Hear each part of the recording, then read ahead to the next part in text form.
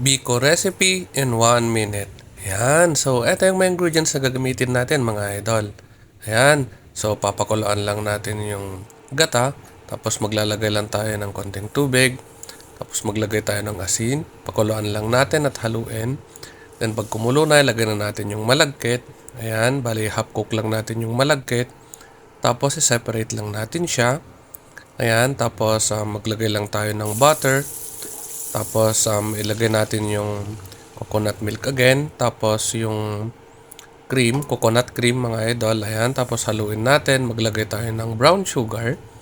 Tapos, oven na kondensada. Ayan. Haluin lang natin ng mabuti.